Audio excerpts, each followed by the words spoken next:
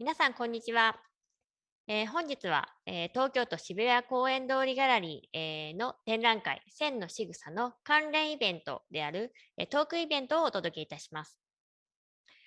私は本展を担当いたしました、東京都渋谷公園通りギャラリー学芸員の佐藤真美子です。展覧会線のしぐさは、日本とアメリカのアルファベットの作家10名の、線のしぐさをなぞる展覧会です。本日は、線のしぐさの出展作家のうち、スーザン・ジャノウ、ドワイト・マッキントッシュ、ダン・ミラー、トニー・ペデモンテ、ジュディスコットの5名が所属する、クリエイティブ・グロース・アートセンターの名誉ディレクターの、トム・マリアさんをお招きし、クリエイティブ・グロースについて、また5名の作家の皆さんの作品や制作の様子などについてお話を伺いたいと思います。それでは改めましてゲストのご紹介をいたします。トム・マリアさんです。今日はどうぞよろしくお願いいたします。さて、私は、今、線のしぐさの展示室、展覧会会場からお届けしているんですけれども、私のこの後ろに見えますのは、日本の作家、斉藤雄一の、作品です。で、この、スペース、もうちょっと広いんですけれども、このスペースには、スペースというのは展覧会の中でも一つのピークに当たる、スペースでして、実はこの、斉藤雄一と、もう一人、ダン・ミラーの、作品を一緒に、見ていただける空間となっています。で、この2人というのは同じ文字というのを、テーマに、モチーフに描いている作家になります。で、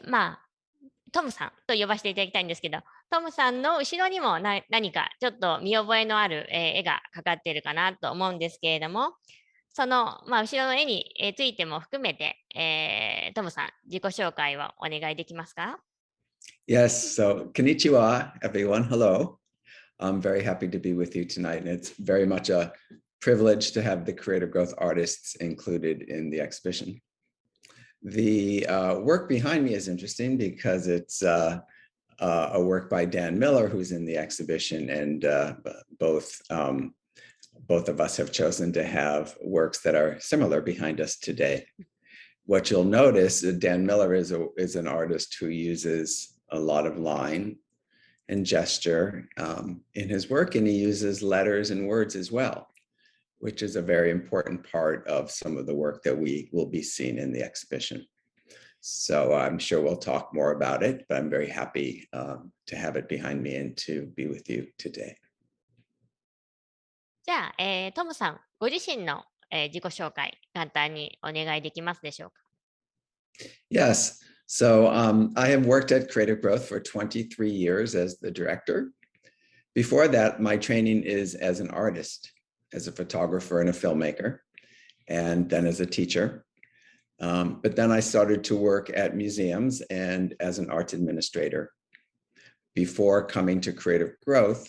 I worked at the University of California, Berkeley Art Museum and Pacific Film Archive as the assistant director. So it's important that people understand that Creative Growth is an arts center.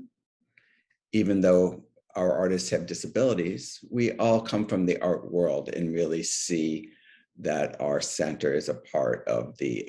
art world. And that is my background as well. ありがとうございます。トムさんが、クリエイティブグロースに関わる、きっかけとか、その前の、キ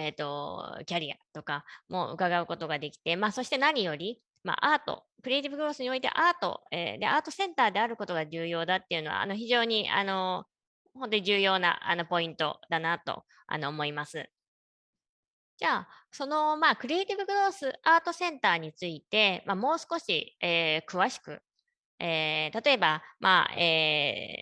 設立、生まれた経緯ですとか、これまでどんな活動を、アートに、焦点を当てた活動でどういうふうに、展開、してきたかとか、現在に至るまでの活動、特徴などをお聞かせください。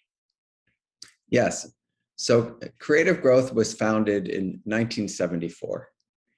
And to our knowledge, it's one of the oldest independent art centers for people with disabilities in the world. And if we look at the 1970s, we are in Oakland, California, near San Francisco, California. It was a time of social change, and it was a time when people with disabilities were becoming more a part of society. In the United States, people with disabilities often grew up in hospitals or hidden away, and that started to change. And so in the 1970s, California is having a change of social structure. There's more freedom. There's free speech movements. There's hippie culture. So things are changing. And as people with disabilities became more a part of society, artists came together with the belief that art and an art studio for people with disabilities would really help them become a part of society and also allow them to express themselves creatively. So our founders put art supplies in their own home and invited people with disabilities to start to come and be creative. And they developed a plan right away that it would be an artist-run space, that art would be the main focus, that there would be a gallery, that the public would come in and view the works in the gallery. And this would be a great way for the general population to meet, in many ways, for the first time, people with disabilities. So this was the plan. And in the 1970s, this is a very radical idea. We are used to seeing people with disabilities now. That wasn't so much the case. So it was a very important idea at the time. The other very important idea was that the staff and the people that would come to work at Creative Growth were all artists, and that artists had the ability to help people with disabilities advance as artists, because we understand the time it takes to make art and the freedom that one needs to be creative. And that's been an important part of our philosophy since the very beginning. So many things have changed, and our artists have been presented in prestigious museums and galleries such as yours, but the basic ideas still remain the same.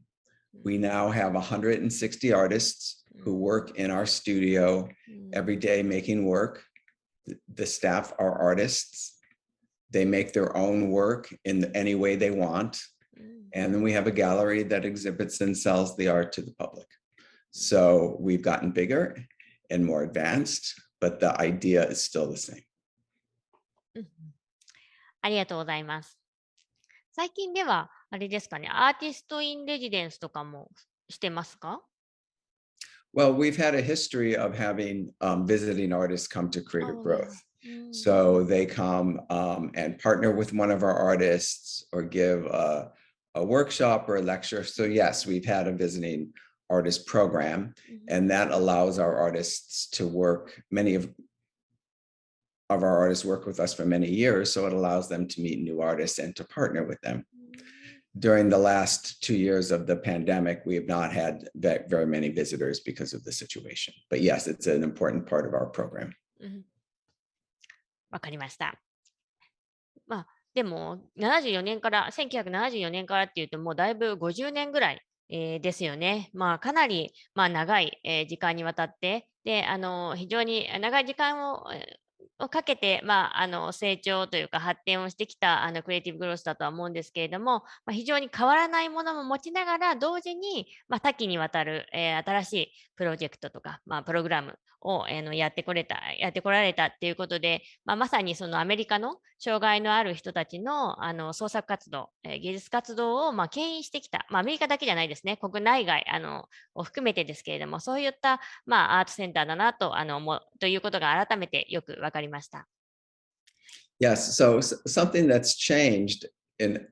especially when you ask about visiting artists, while our program has stayed the same,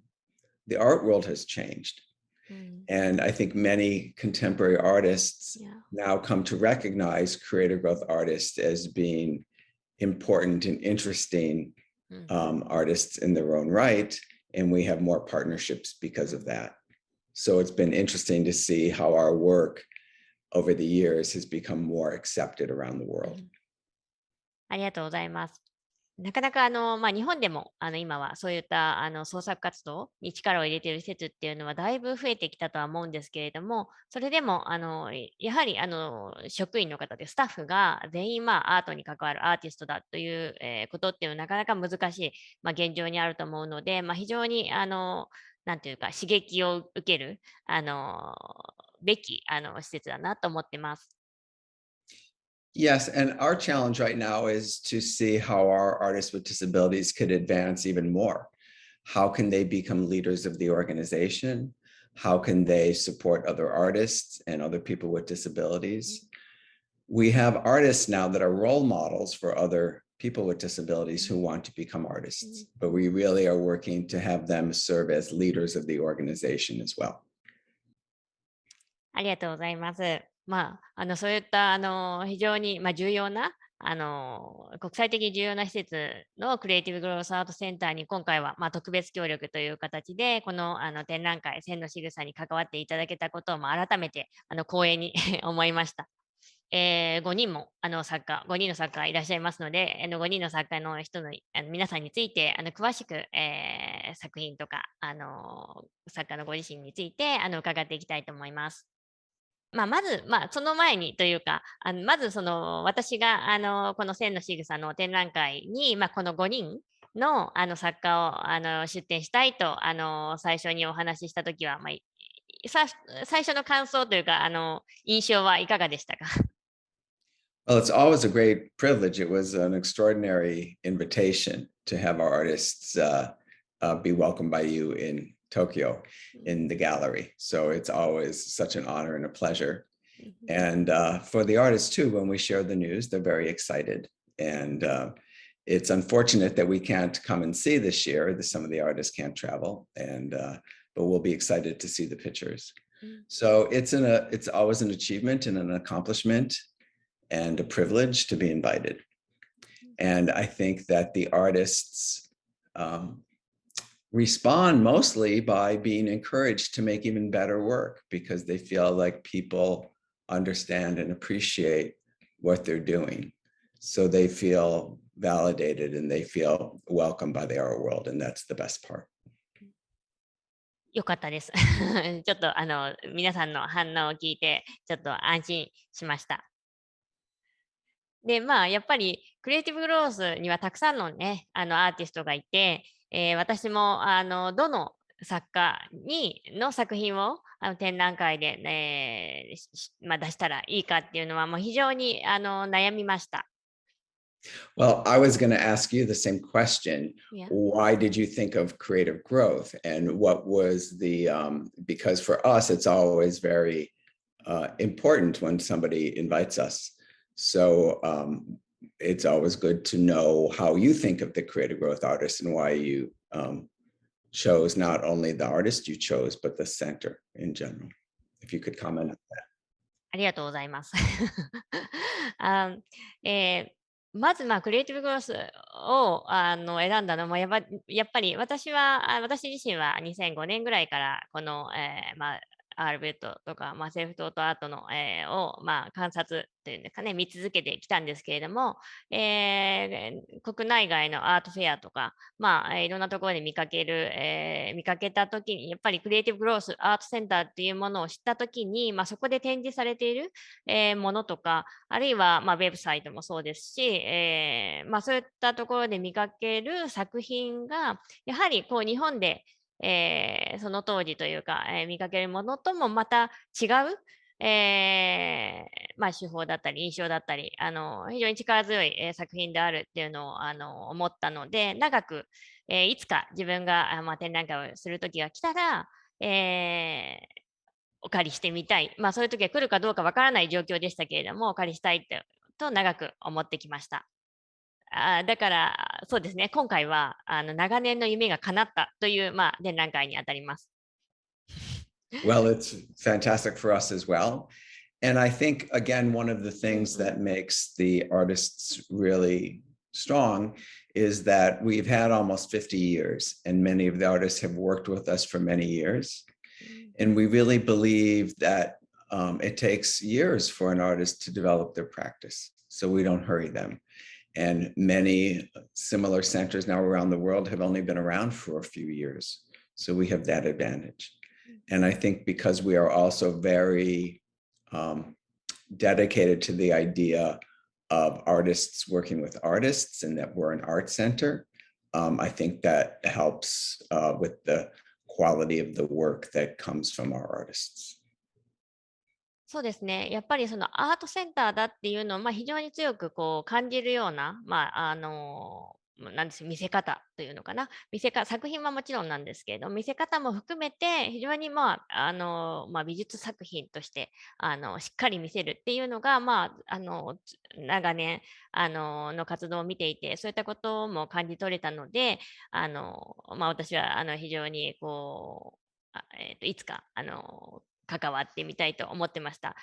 で、そういった意味でも、その施設、クリエイティブグロースアートセンターという施設にも焦点を当てるというか、特別協力として名前を出したりとか、その映像を少し会場で流したりとかってしてるのは、やはり、日本の状況もだいぶ、なんていうか成長はしてるんですけれども、さらに、刺激というか、アメリカでの現状というか、アメリカで非常に大きな役割を担っている施設の状況っていうのを日本の人にも見てほしかった。で、相互に刺激を与え合いながら、さらなるこう展開というかが見られたらなと思って、施設そのものにも焦点を当てました。Yes, I've had the privilege to visit Japan many times over the last 20 years as part of my work with creative growth. And I think that the advancements for people with disabilities have been very noticeable and very big during that time. I also think that the idea of creative growth in Japan 20 or 30 years ago was not so fully understood. And now I think it's seen very clearly as a positive way to be creative and to advance the lives of people with disabilities, not only as artists, but also as members of our society and our communities. ありがとうございます。質問をし合えてよかったです。じゃあ、そろそろ、具体的な作家についてお話ししていこうかなと思うんですけれども、今回非常に作家を選ぶのに悩んだんですけれども、やはり線というテーマを私が設定しましたので、それに関わる作家といえばっていうので思い浮かんだのが、最初に思い浮かんだのがドワイト・マッキントッシュと、ダン・ミラーの2人でした。なので、ここでは最初にこの2人について詳しく伺っていこうかなと思います。で、この2人に、共通するのは、まずは線と、あとは文字かなと思っています。で、この2人について、トモさんから、クリエイティブグロースでの、活動、あとは、制作の様子だとか、あとはその文字を含めたモチーフの特徴、など、まずはそのあたりについてお聞かせいただきたいと思います。Yes, well, to compare Dwight McIntosh and Dan Miller it's interesting because there are many similarities but differences. So Dwight McIntosh was very much a part of the old era where people with disabilities would immediately go to live in hospitals. So he went to live in a hospital when he was 12 years old. And Dwight McIntosh, when he was going into the hospital, had an X-ray of his throat because they had to do surgery on his tonsils. And he saw that X-ray. And then he sat in the hospital for 60 years before being released and coming to creative growth at age 72. So he's the generation of people with disabilities that were almost not allowed to be a part of the world.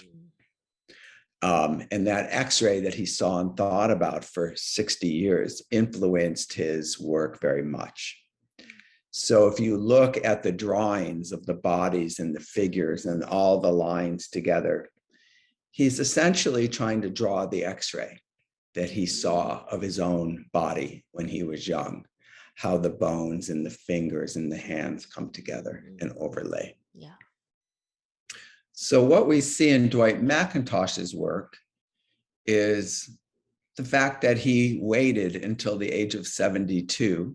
before he was allowed to be creative. That's when he got out of the hospital and came to us. So it speaks to how urgently human beings want to be creative and want to communicate. And I think if you look at the lines in his work, you see how urgent it is for him to tell his story, to draw his history, to remember his X-ray, to draw the things around him. It's very essential and very powerful to see his expression. And so his path to making art is not so different than Dan Miller's. Dan is younger, and as a boy, went to schools for people with disabilities. So he was a little bit more in the world. But Dan is autistic and doesn't really use words to speak. So when he was a boy, his mother would try to teach him to speak by spelling the words with him. So she would hope that he would try to speak those words. And Dan never spoke those words, but when he came to Creative Growth, he started to draw all the words that she was teaching him. So he was learning and wanting to speak, but in a different way. And Creative Growth allowed him to find that way. So what we see between these two men are essentially people that have been asked not to speak to us for their whole lives, but yet through the power of art, they are now able to. And I think we see in the intensity and the brilliance of their work, how important it was and is for them to say to us, this is what I'm thinking about, this is who I am, this is the conversation I want to have with you, and I am just like you, a person in the world. And I hope the lesson for all of us is that without a place like Creative Growth, these lives would be lost, and we would not have the art that we are experiencing in the exhibition. And I hope that is a calling for all of us to work to make art an important part of the lives of everyone. まあそうですよね。私たち自身、私はなかなか絵がうまくないですけれども、でも何かこう書くとか、表現するっていう、アートに関わることっていうのは、非常に重要な、なんでしょう、コミュニケーションのツールの、一つかなと思っています。それがやはり障害のある人とか、なかなかこう、自由に何かを発したりとか思いを出せない、人にとっては非常により重要な、ツールになっているのかなっていうのは、やはりクリエイティブグロースの、アーティストの作品とか、今聞いた、ドワイト・マッキントッシュと、ダン・ミラーの作品、お話を聞いても非常によく分かりました。Yes, and I like to think that when one path is broken, the others become stronger. So perhaps you can't use words to speak. The way that you're going to speak using art will be that much more powerful. そうですね。よく私もこのジャンルの作品、アルベットとか、セルフトとアートとかに関わると思うんですけれども、例えば私自身はいろいろの中から選ぶことができるっていうのはあるんですけれども、関わる作家の皆さんとかでは、やはりもう、それがもう唯一の表現する術っていうか、というところを、強くこう、やっぱり感じるところがあって、そういったものを強く感じる作品っていうのは往々にして、やはり力強さというか、かなりこう、訴えかけてくるものが強いっていう傾向にあるなっていうのが、これまで私が、多くの作品見てきて、感じてきたことなので、トムさんのおっしゃること、非常によくわかります。で、じゃあお話しいただいた、その、マッキントッシュと、ミラーについて、やっぱりこう少しお話戻っちゃいますけれども、X 線の、に、非常に関心を持ってたっていうマッキントッシュは本当にその通りだなっていうのがよく絵を見たら分かって、そう見えてるのかなって思わせるというか、人体とか、などもこう透けて描かれてるんですけれども、実際にこうマッキントッシュはそう見えてるのかなって思わせるような絵が、ありますよね。それはそういった幼い頃というか、そういった手術の経験、があってのことなんだなっていうのは、非常に説得力があるというか、納得できるエピソードでした。あとは、ミラーについて、言えば、やはり、文字を、やはり教えてもらったんだなっていうのは分かると言いますか、やはりこう単語のようなものが見えるので、それがお母様から習った言葉だったりしたっていうので、非常にこう、なんて言うんでしょう。意味のない言葉とかだけじゃなくて、やはり言葉になっているものっていうのを見られるところが、非常にそういった背景っていうのを知ることができました。Yes, and in the work of Dan Miller, it's important to note that early in his work, you could see the letters and the words that he was writing. And as his work advanced, it becomes more and more abstract. So it changes. And that's important for me because sometimes I hear people say that artists with disabilities don't evolve or grow in the same way that an academically trained artist would. And I answer by saying, look at Dan Miller's work, from his early drawings to his large, very large paintings now that are completely abstract, and to even the works he makes on ceramics or works he makes on the typewriter with the words that look very abstract. So he is a very evolved and growing artist. 私も非常に共感するところです。やはりこのジャンルの作家は本当に同じものばかりをずっと描いているというか作っているっていうような印象を、持たれる方もいるかもしれないんですけれども、よくやはりその、作り手作家の、作品を見て、変遷っていうんですかねを見てみるとやはり、変わる。で、それも、やはりその、作家がたくさん作ることによって、展開っていうんですかね、描き方だったりとか、関心を持つことの少しずつの変化っていうのが、描写に現れているっていうことはよく見られるんですね。ですので、ダン・ビラの作品の展開っていうのも、今回選んだ4点、の中でも、そのおっしゃったようにタイプライターがあるものも含めたんですけれども、すごく違いが分かる、ので、その成長しているっていう、そうですね、だから、作風の変遷っていうのかな、のが生まれてるっていうのは、本当にその通りだと思います。There's an interesting story about the typewriter. We had an old typewriter at Creative Growth, and one day Dan just starts to type the words onto the paper. And this is a surprise to all of us because he's never done it before. So he started this by himself. So I asked his sister, did he ever type as a boy?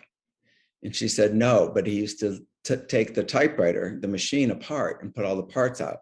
And then he would put it back together again. He liked the machine. And later, when he became an artist, it became essentially like his paintbrush, a tool that he used as part of his work. とても面白い。それは知らなかったです。そう、ですので、そういったエピソードも聞いて、改めてこの2人の、ドワイト・マッキントッシュとダン・ミラーの作品を比較してみると、線という意味でも、マッキントッシュの方は、どちらかというとこう手の動きというか、体の動きが現れているような、非常にこう躍動感のあるっていうか、少し運動性の強い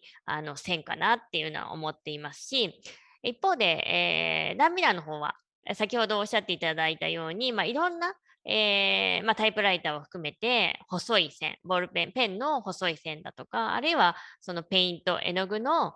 太い線とか、あとは色も、加わってきますので、非常にこう平面作品なんですけれども、奥行き、を感じていて、見てても少しこう、立体感っていうんですかね、三次元的なそういったものも感じるような作品だなっていうのを思っています。Yes, well, Dan Miller's work is essentially three-dimensional because he builds the words on top of each other. So it becomes very complex and three-dimensional. Dwight McIntosh's work is similar in 3 dimensions, but you see through it like an X-ray. So they both involve these different kinds of layers. I think there is a kind of quality to Dwight McIntosh's line that's a little bit shaky because he's an old man when he starts to draw. So I think we see that in his work as well. その震えの部分も私は気に入ってます。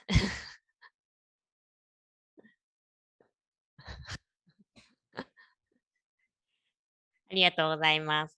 じゃあ、ちょっとね、次の作家にも進んでいきたいかなと思います。じゃあ次は、スーザン・ジャノンについてお話伺いたいなと思っています。で、まあ、ジャノンは今回、日本での展示が初めて、お聞きしてますので、まあここにいらした皆さんは初めてというか、ね、今まで日本では見られなかったものを見ることができるということで、大変、まあ、貴重な機会になっているかなと思います。で、まあ、ジャノンは、まあ、今回、展示させていただいたのは、まあ、ドローイング、なんですけれども、他にも、いろんな、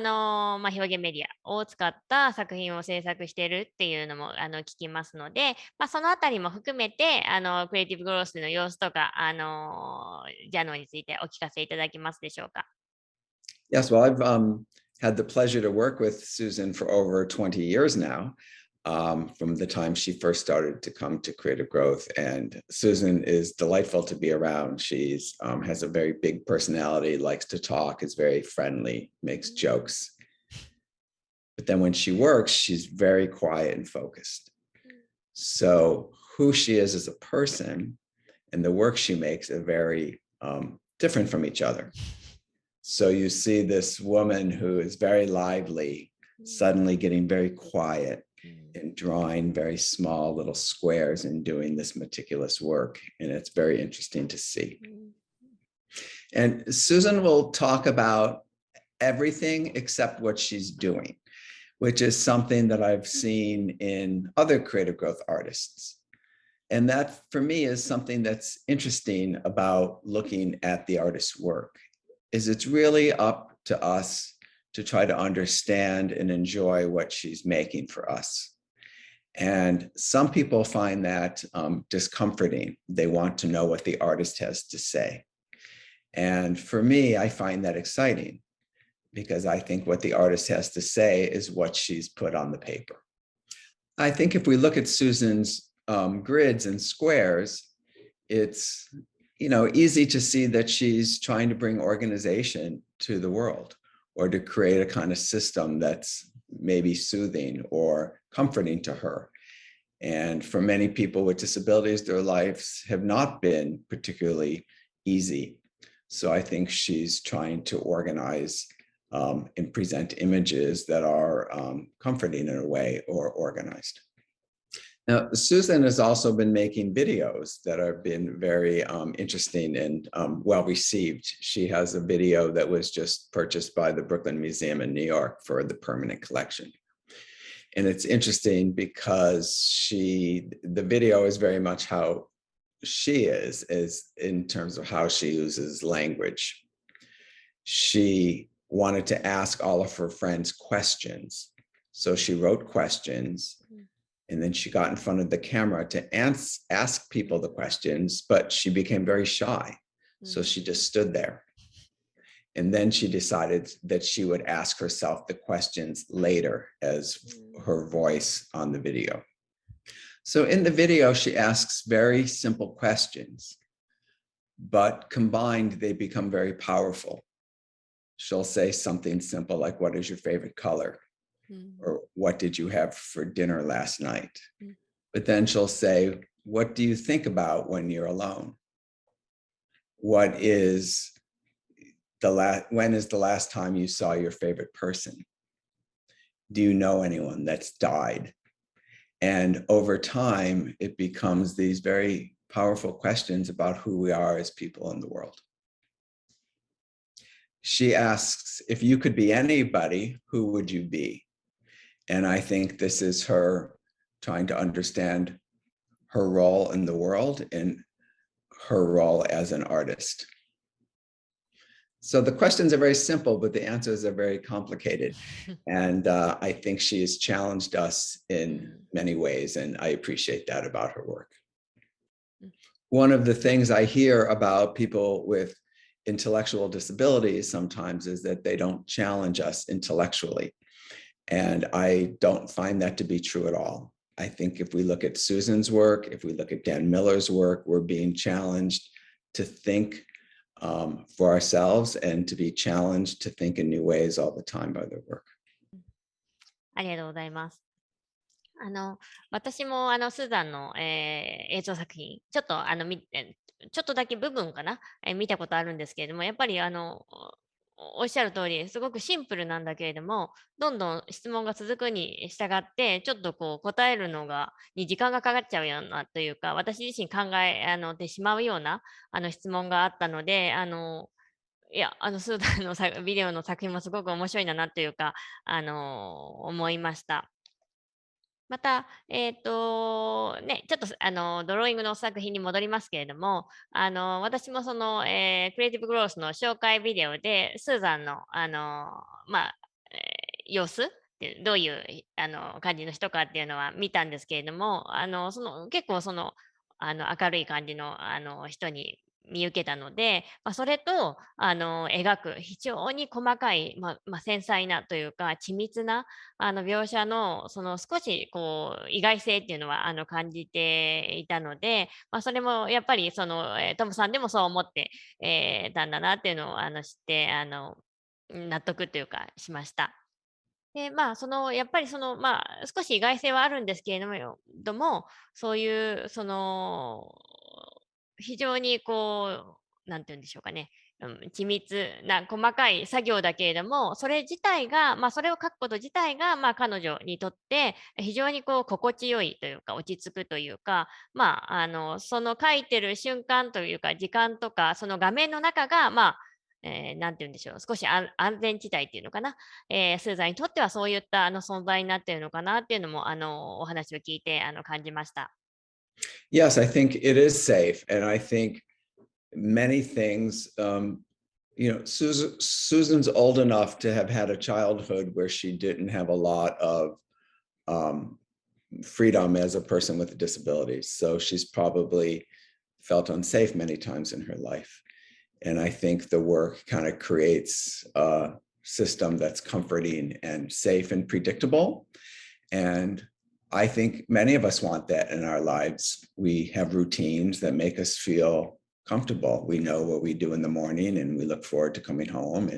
And some people with disabilities don't have those regular routines because their life is changing all the time.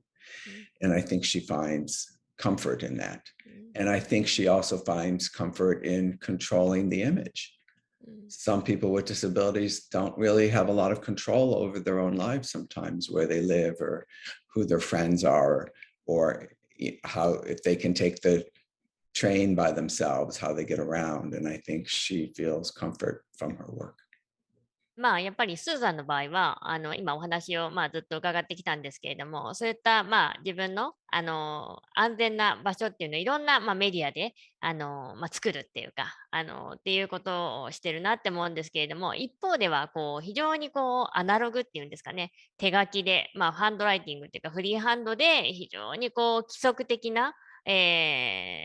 ものを書くっていうことをしているし、でもある一方では非常にビデオっていうか映像作品という、その技術的には非常に新しい技術も駆使できるっていうところでは、本当にスーザンっていうのは、多彩なね、なんていうか、アーティストだなって思います。Yes. ありがとうございます。じゃあ、ちょっと時間もありますので、次に進めたいと思います。で次はですね、最後、2人のアーティストについてお伺いしたいと思うんですけれども、同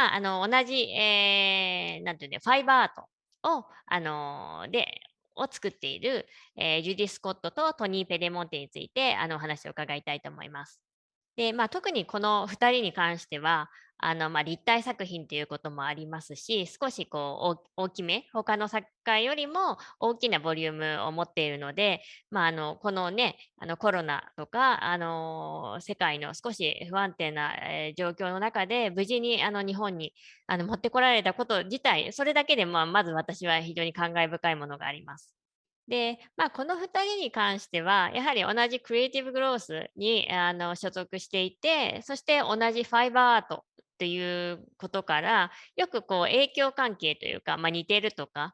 その影響関係っていうのを、聞かれることも多いのかなと思うんですけれども、そのあたりも含めて、クリエイティブグロースの制作での活動の様子とか、作品の特徴、あるいは違いなどについて少しお聞かせいただけますでしょうか。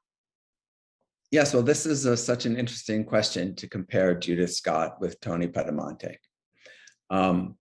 Judith Scott, some people may know, is probably the most well-known or famous creative growth artist, and her work is in museum collections around the world. And she had a very compelling childhood, terrible, where she was separated from her twin sister and lived in an institution. They didn't know she was deaf, and she never acquired language. And she came to creative growth very late in life and sort of traumatized about her life, and began to make the work by picking up fiber sculptures and wrapping objects. So Judith's practice reflected the life of someone that grew up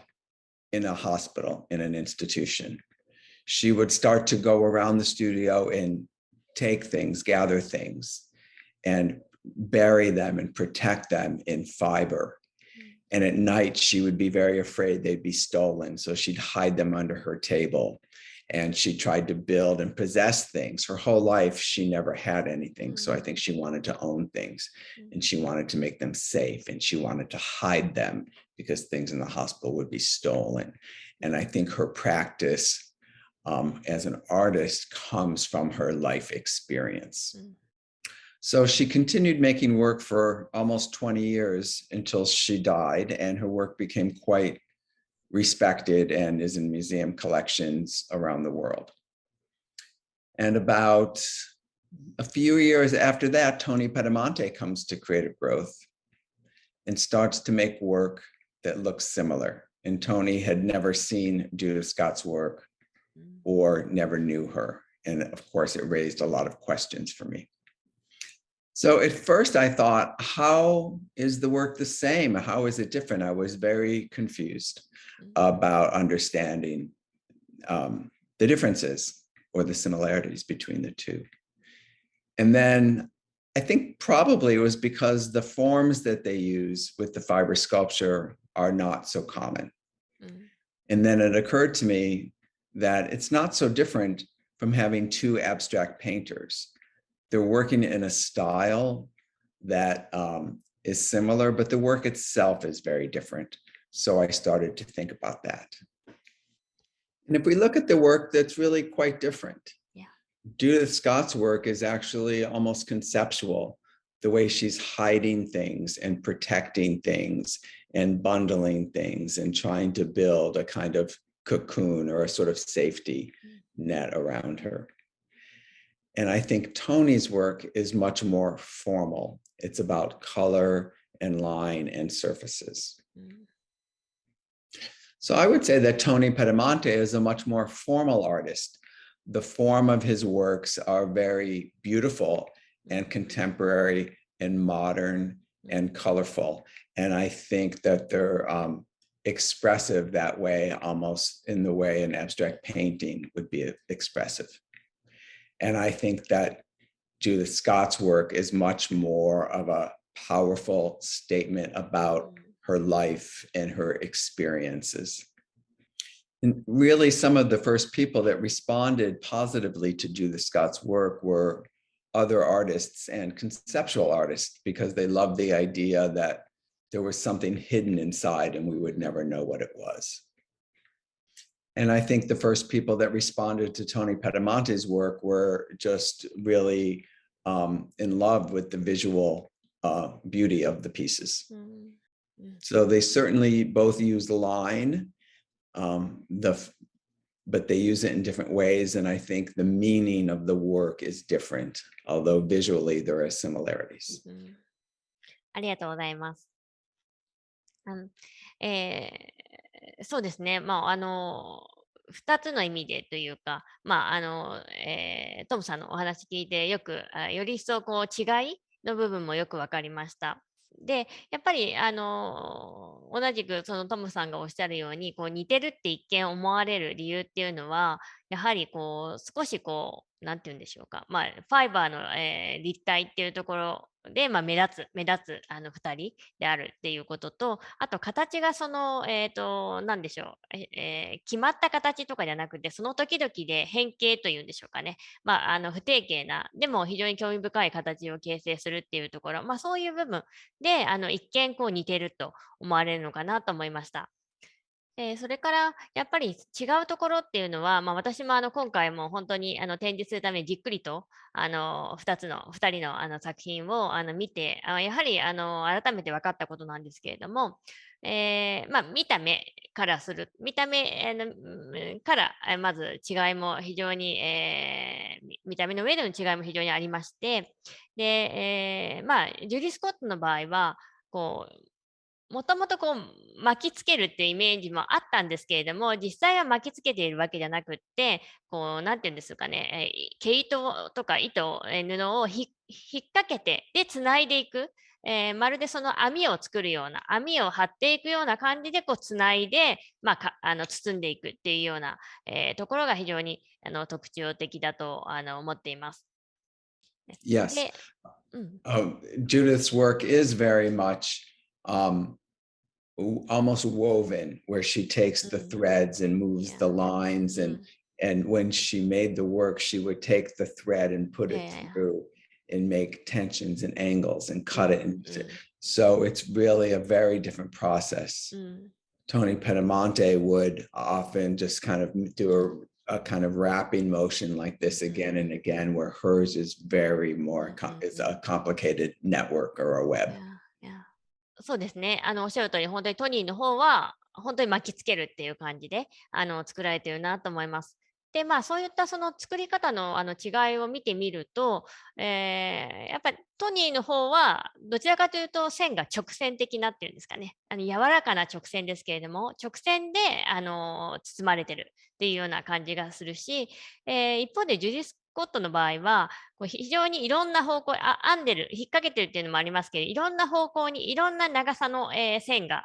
こう増えていく、増殖していくような感じっていうような感じでこう広がっていくという意味では、非常にこう線の表現として見たときも違いが分かって、それぞれに面白い点があるなと思っています。Yes, Judith Scott uses a lot of different materials. Sometimes she uses plastic or rope or other things, where Tony Padamonte uses usually very fine threads. So that helps. One thing that fiber artists have said to me, and maybe you know somebody who knits or works with yarn, that the act of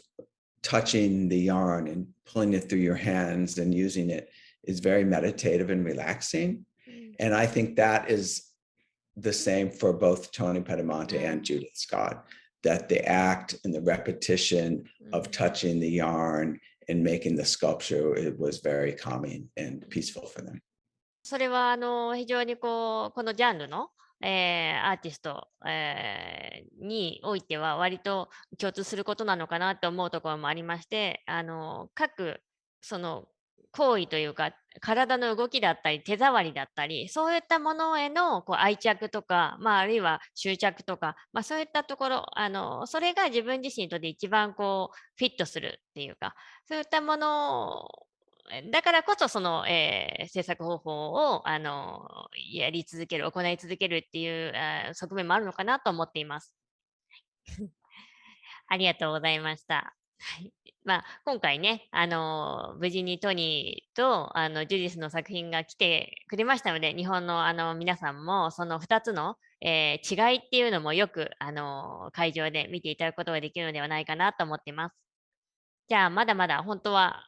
お話をですね、いっぱいしたいところなんですけれども、そろそろ終わりの時間も近づいてきましたので、今日の、トークの感想を、トムさんにお伺いしたいと思うんですけれども、トムさん、今日はいかがでしたでしょうか？ Yes, well, I'm always very, first of all, thank you for inviting me to talk about the artists. I wish they were here today too, to talk. But the audience gets to see their work, and that's the most beautiful thing. And I know that the artist and myself would love to hear what the audience, how they respond to the works once the show has been seen by more people. And then thank you for this nice discussion. I thought the questions were very thought-provoking and intelligent, so thank you. And thank you mostly for organizing such a beautiful show and for including our artists in it. ありがとうございます。で、ちょっと伝え忘れましたけど、ジュディスコットの作品は2003年ぶり、3年以来の初めての展覧会ですね。約20年ぶりぐらいの展示になりますので、やはり日本の皆様、多くの皆様にも改めてジュディスコットの作品もよく見ていただけたらなって思ってます。Yes, it's hard to believe it's been 20 years, and her work has always found a very big welcome in Japan. So it's wonderful to have her work back in Tokyo.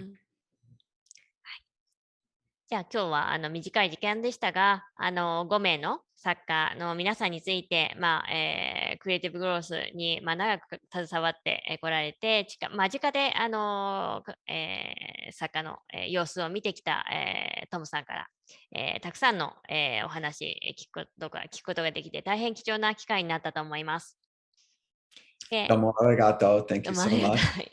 ありがとうございました。で、お話だけでも十分楽しいんですけれども、やっぱり会場で、このトークを見ている皆さんには会場で作品をじっくり見ていただいて、それぞれの線の仕草をご堪能いただければと思っています。これで、これでクリエイティブグロースの名誉ディレクターのトム・ディ・マリアさんの、トークを